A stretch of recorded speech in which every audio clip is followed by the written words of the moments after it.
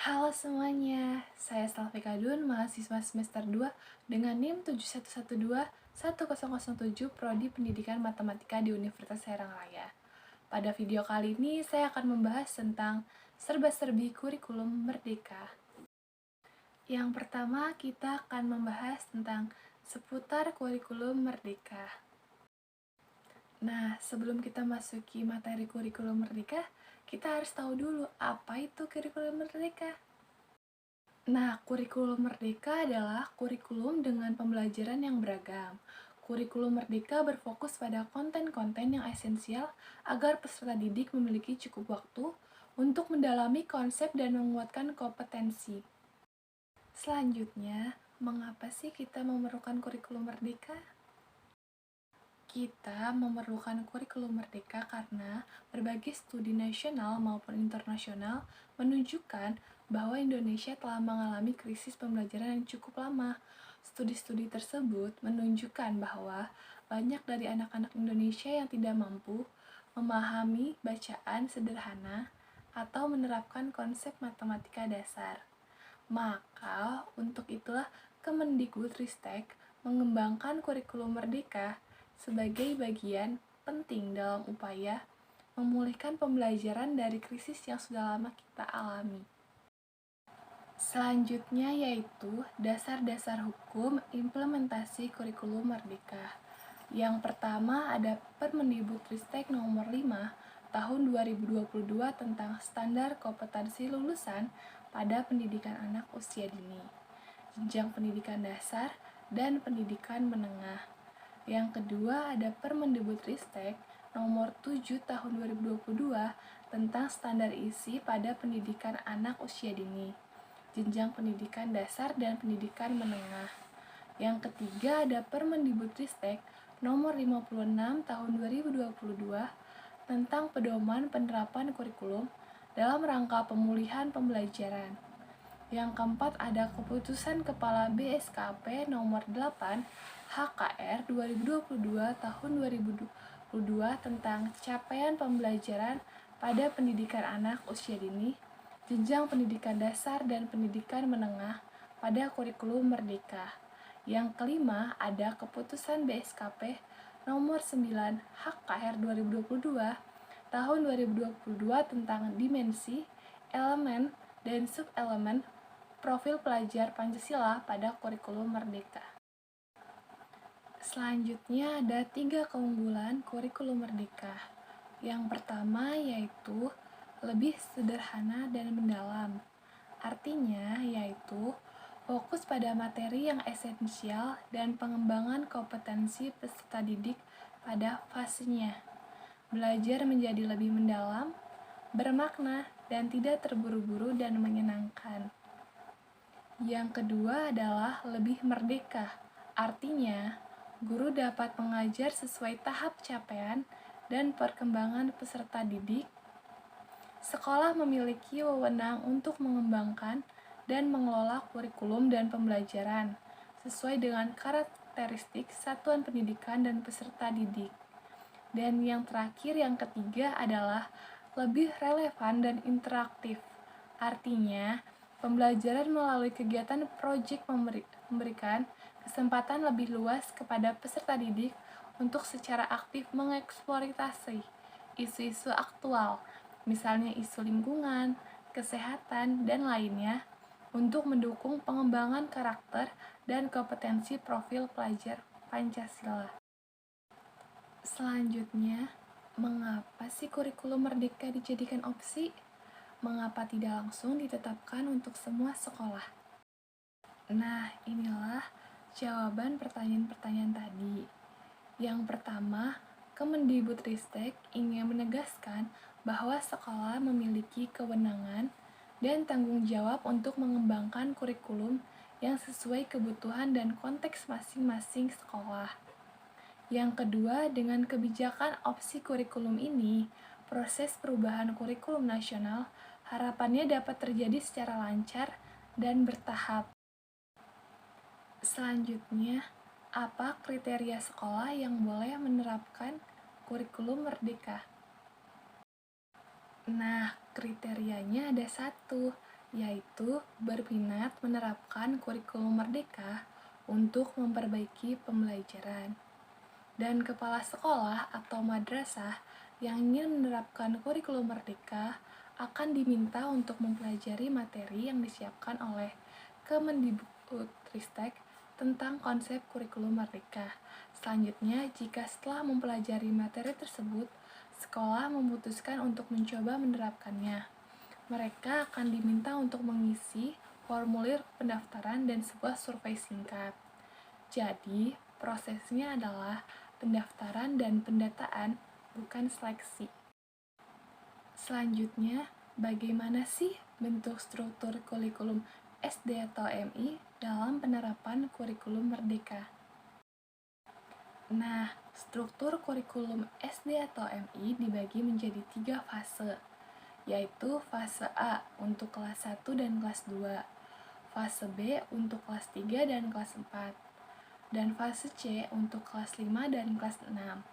Satuan pendidikan SD atau MI dapat mengorganisasikan muatan pembelajaran menggunakan pendekatan mata pelajaran atau tematik. Proporsi beban belajar di SD atau MI terbagi menjadi 2, yaitu yang pertama pembelajaran intrakurikuler dan yang kedua proyek penguatan profil pelajar Pancasila. Dialokasikan sekitar 20% beban belajar per tahun. Nah, selanjutnya ada hal-hal esensial kurikulum merdeka di jenjang SD. Yang pertama, penguatan kompetensi yang mendasar dan pemahaman holistik, yaitu untuk memahami lingkungan sekitar. Mata pelajaran IPA dan IPS digabungkan sebagai mata pelajaran ilmu pengetahuan alam dan sosial atau yang disingkat IPAS. Integrasi pemikiran komputasional dalam mata pelajaran bahasa Indonesia, matematika, dan IPAS. Bahasa Inggris sebagai mata pelajaran pilihan. Yang kedua, pembelajaran berbasis proyek untuk memperkuat profil pembelajaran pelajar Pancasila dilakukan minimal 2 kali dalam 1 tahun ajaran. Nah, selanjutnya mengapa pelajaran IPA dan IPS dijadikan satu pada jenjang SD? Pelajaran IPA dan IPS dijadikan satu pada jenjang SD. Hal ini dikarenakan anak usia SD cenderung melihat segala sesuatu secara utuh dan terpadu. Penggabungan pelajaran IPA dan IPS ini diharapkan dapat memicu anak untuk dapat mengelola lingkungan alam dan sosial dalam satu kesatuan. Dan IPAS mulai diajarkan di fase B, kelas 3, untuk menguatkan kesadaran peserta didik terhadap lingkungan sekitarnya, baik dari aspek alam maupun sosial. Selanjutnya kita akan membahas materi yang kedua, yaitu proyek penguatan profil pelajar Pancasila. Nah, apa sih pentingnya proyek penguatan profil pelajar Pancasila itu? Pentingnya proyek penguatan profil pelajar Pancasila yaitu memberikan kesempatan kepada peserta didik untuk mengalami pengetahuan sebagai proses penguatan karakter sekaligus kesempatan untuk belajar dari lingkungan sekitarnya. Dan peserta didik juga memiliki kesempatan untuk mempelajari tema-tema atau isu penting seperti gaya hidup berkelanjutan, budaya, wirausaha, dan teknologi. Sehingga murid bisa melakukan aksi nyata dalam menjawab isu-isu tersebut, sesuai dengan tahapan belajar dan kebutuhannya. Proyek penguatan profil pelajar Pancasila ini juga dapat menginspirasi peserta didik untuk memberikan kontribusi dan dampak bagi lingkungan sekitarnya. Selanjutnya ada manfaat proyek penguatan profil pelajar Pancasila. Yang pertama ada bagi peserta didik, yaitu manfaatnya memperkuat karakter dan mengembangkan kompetensi sebagai warga dunia yang aktif, berpartisipasi merencanakan pembelajaran secara aktif dan berkelanjutan, mengembangkan keterampilan, sikap, dan pengetahuan yang dibutuhkan dalam mengerjakan proyek pada periode waktu tertentu, melatih kemampuan pemecahan masalah dalam beragam situasi belajar, memperlihatkan tanggung jawab dan kepedulian terhadap isu di sekitar mereka sebagai salah satu bentuk hasil belajar, dan menghargai proses belajar dan bangga dengan hasil pencapaian yang telah diupayakan secara optimal. Yang kedua, bagi sekolah. Manfaatnya yaitu menjadikan sekolah sebagai sebuah ekosistem yang terbuka untuk partisipasi dan keterlibatan masyarakat, dan menjadikan sekolah sebagai organisasi pembelajaran yang berkontribusi kepada lingkungan dan komunitas di sekitarnya. Dan yang ketiga, bagi guru. Manfaatnya yaitu memberi ruang dan waktu untuk peserta didik, mengembangkan kompetensi, dan memperkuat karakter dan profil pelajar Pancasila. Merencanakan proses pembelajaran proyek dengan tujuan akhir yang jelas, mengembangkan kompetensi sebagai guru yang terbuka untuk berkolaborasi dengan guru dari mata pelajaran lain untuk memperkaya hasil pembelajaran. Selanjutnya ada tema-tema dalam proyek penguatan profil pelajar Pancasila jenjang SD. Ada 5 tema dalam proyek penguatan profil pelajar Pancasila untuk jenjang SD. Di antaranya adalah gaya hidup berkelanjutan, kearifan lokal, Bhinneka Tunggal Ika, rekayasa dan teknologi, dan kewirausahaan. Dan untuk sekolah, SD wajib memilih minimal 2 tema untuk dilaksanakan per tahun. Pemerintah daerah dan sekolah dapat mengembangkan tema menjadi topik yang lebih spesifik sesuai dengan budaya serta kondisi daerah dan sekolah. Sekolah diberikan kewenangan untuk menentukan tema yang diambil untuk dikembangkan, baik untuk setiap kelas, angkatan, maupun fase. Selanjutnya, prinsip pengembangan kurikulum operasional di satuan pendidikan, yaitu yang pertama, berpusat pada peserta didik. Profil pelajar Pancasila selalu menjadi rujukan pada semua tahapan dalam penyusunan kurikulum operasional sekolah. Yang kedua, kontekstual, menunjukkan kekhasan dan sesuai dengan karakteristik satuan pendidikan, konteks sosial budaya, dan lingkungan. Dan yang ketiga, esensial, yaitu memuat semua unsur informasi penting atau utama yang dibutuhkan dan digunakan di satuan pendidikan. Yang keempat, akuntabel, dapat dipertanggungjawabkan karena berbasis data dan aktual. Dan yang terakhir, kelima, melibatkan berbagai pemangku kepentingan. Selain ada prinsip kurikulum, ada juga komponen kurikulum operasional satuan pendidikan. Komponen kurikulum operasional yang dikembangkan dan digunakan di satuan pendidikan terdiri atas karakteristik satuan pendidikan, visi misi dan tujuan satuan pendidikan, dan pengorganisasian pembelajaran dan perencanaan pembelajaran. Satuan pendidikan memiliki keleluasaan untuk menentukan format dan sistematika penyusunan kurikulum operasional satuan pendidikan. Selanjutnya, ada capaian pembelajaran. Capaian pembelajaran atau yang disingkat CP adalah kompetensi minimum yang harus dicapai peserta didik untuk setiap mata pelajaran.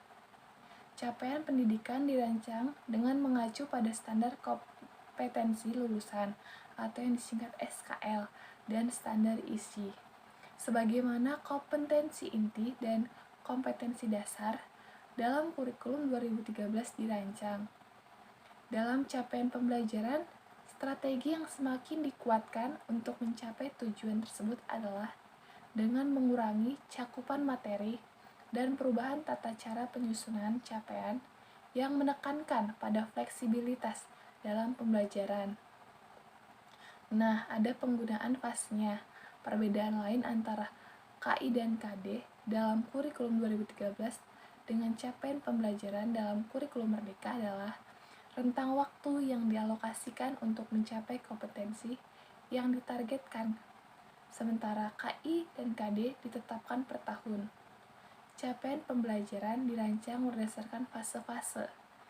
Fase-fase untuk SD yaitu fase A, umumnya untuk kelas 1 sampai kelas 2 SD. Fase B, umumnya untuk kelas 3 sampai kelas 4 SD. Dan fase C, umumnya untuk kelas 5 sampai kelas 6 SD. Selanjutnya, perangkat ajar. Ada 3 perangkat ajar yang baru dikembangkan dalam kurikulum merdeka, yaitu contoh-contohnya. Yang pertama, modul ajar adalah pengembangan dari rencana pelaksanaan pembelajaran atau yang disingkat RPP yang dilengkapi dengan panduan yang lebih terperinci, termasuk lembar kegiatan siswa dan asesmen untuk mengukur ketercapaian tujuan pembelajaran. Dengan menggunakan modul ajar, diharapkan proses belajar menjadi lebih fleksibel karena tidak tergantung pada konten dalam buku teks. Kecepatan serta strategi pembelajaran juga dapat sesuai dengan kebutuhan peserta didik, sehingga diharapkan setiap siswa dapat mencapai kompetensi minimum yang ditargetkan. Yang kedua, alur tujuan pembelajaran adalah komponen untuk menyusun silabus. ATP diharapkan dapat membantu satuan pendidikan dan pendidik mengembangkan langkah-langkah atau alur pembelajaran berdasarkan capaian pembelajaran yang telah ditetapkan. Dan yang ketiga, proyek penguatan profil pelajar Pancasila. Perangkat ajar didistribusikan melalui platform digital yang dikembangkan Kemendikbudristek agar dapat diakses lebih luas dalam jangka waktu yang cepat. Selain itu, pengguna perangkat ajar juga akan lebih mudah untuk memilih perangkat ajar sesuai dengan kebutuhannya dalam platform tersebut. Selanjutnya, di mana posisi mata pelajaran muatan lokal dalam struktur kurikulum itu? Pembelajaran muatan lokal dapat dilakukan melalui 3 metode, yaitu yang pertama, mengintegrasikan muatan lokal ke dalam mata pelajaran lain. Yang kedua, mengintegrasikan muatan lokal ke dalam tema proyek penguatan profil pelajar Pancasila. Dan yang ketiga, mengembangkan mata pelajaran khusus muatan lokal yang berdiri sendiri sebagai bagian dari program intrakurikuler. Selanjutnya, untuk bahasa Inggris makin dianjurkan untuk mulai diajarkan sejak jenjang SD. Hal ini didorong oleh 3 hal, yaitu yang pertama, bahasa Inggris sebagai kebutuhan seluruh anak Indonesia. Yang kedua, keselarasan kurikulum bahasa Inggris. Dan yang ketiga, pemerataan kualitas pembelajaran. Untuk dapat berkomunikasi lintas budaya dan antar bangsa, serta berperan aktif sebagai masyarakat dunia, keterampilan bahasa Inggris merupakan kebutuhan dasar yang perlu dimiliki seluruh anak Indonesia. Kemampuan berbahasa Inggris juga berpotensi untuk menjadikan faktor yang berkontribusi pada kesenjangan kualitas belajar antar siswa dan antar satuan pendidikan. Meskipun bahasa Inggris perlu diajarkan sejak jenjang SD, namun dalam jangka pendek, mata pelajaran ini belum dapat menjadi mata pelajaran wajib. Selanjutnya, apa sih yang perlu orang tua siapkan ketika satuan pendidikan anak mereka menerapkan kurikulum merdeka? Yang orang tua perlu siapkan yaitu yang pertama, dukungan dari orang tua merupakan salah satu kunci keberhasilan penerapan kurikulum merdeka. Yang kedua, orang tua bisa menjadi teman dan pendamping belajar bagi anak, memahami kompetensi yang perlu dicapai anak pada fasenya. Dan yang ketiga, orang tua dapat pula mempelajari buku-buku teks yang digunakan dalam kurikulum merdeka melalui buku Kemendikbud.go.id. Nah, selanjutnya, bagaimana kurikulum mereka bisa terus diterapkan secara berkelanjutan? Kurikulum bisa diterapkan secara berkelanjutan yaitu dengan regulasi yang fundamental, misalnya Peraturan Pemerintah Nomor 57 Tahun 2021 tentang Standar Nasional Pendidikan. Yang kedua, dari sisi asesmen, kurikulum harus didampingi sistem penilaian atau asesmen yang baik sebagaimana asesmen nasional atau disingkat AN. Dan ketiga, dukungan publik menjadi hal krusial lainnya dalam keberlanjutan penerapan kurikulum. Dukungan publik yang kuat akan sulit menggoyahkan pergantian kebijakan. Selanjutnya kita akan membahas materi yang ketiga, yaitu pembelajaran dan penilaian. Ada prinsip pembelajaran, yaitu yang pertama, pembelajaran dirancang dengan mempertimbangkan tahap perkembangan dan tingkat pencapaian peserta didik saat ini, sesuai dengan kebutuhan belajar, serta mencerminkan karakter dan perkembangan peserta didik yang beragam, sehingga pembelajaran menjadi bermakna dan menyenangkan. Yang kedua, pembelajaran dirancang dan dilaksanakan untuk membangun kapasitas untuk menjadi pembelajar sepanjang hayat. Yang ketiga, proses pembelajaran mendukung perkembangan kompetensi dan karakter peserta didik secara holistik. Yang keempat, pembelajaran yang relevan, yaitu pembelajaran yang dirancang sesuai konteks, lingkungan, dan budaya peserta didik, serta melibatkan orang tua dan komunitas sebagai mitra. Dan yang kelima, pembelajaran berorientasi pada masa depan yang berkelanjutan. Selain ada prinsip pembelajaran, ternyata ada juga prinsip penilaian, yaitu yang pertama, asesmen, merupakan bagian terpadu dari proses pembelajaran, fasilitasi pembelajaran, dan penyediaan informasi yang holistik, sebagai umpan balik untuk pendidik, peserta didik, dan orang tua atau wali agar dapat membantu mereka dalam menentukan strategi pembelajaran selanjutnya. Yang kedua, asesmen dirancang dan dilakukan sesuai dengan fungsi asesmen tersebut, dengan keleluasaan untuk menentukan teknik dan waktu pelaksanaan asesmen agar efektif mencapai tujuan pembelajaran. Yang ketiga, asesmen dirancang secara adil, proporsional, valid, dan dapat dipercaya untuk menjelaskan kemajuan belajar, menentukan keputusan tentang langkah, dan sebagai dasar untuk menyusun program pembelajaran yang sesuai selanjutnya. Dan keempat, laporan kemajuan belajar dan pencapaian peserta didik bersifat sederhana dan informatif, memberikan informasi yang bermanfaat tentang karakter dan kompetensi yang dicapai, serta strategi tindak lanjut. Yang kelima, hasil asesmen digunakan oleh peserta didik, pendidik, tenaga kependidikan, dan orang tua atau wali sebagai bahan refleksi untuk meningkatkan mutu pembelajaran. Selanjutnya kita membahas materi yang keempat, yaitu kurikulum merdeka tanpa kriteria ketuntasan minimal atau yang disingkat KKM. Apakah kriteria ketuntasan minimal atau disingkat KKM masih berlaku pada kurikulum merdeka? Ketuntasan hasil belajar tidak lagi diukur dengan kriteria ketuntasan minimal atau yang disingkat KKM yang berupa nilai kuantitatif. Kriteria untuk menentukan kelayakan peserta didik untuk melanjutkan ke jenjang atau kelas berikutnya merupakan keputusan guru dan satuan pendidikan.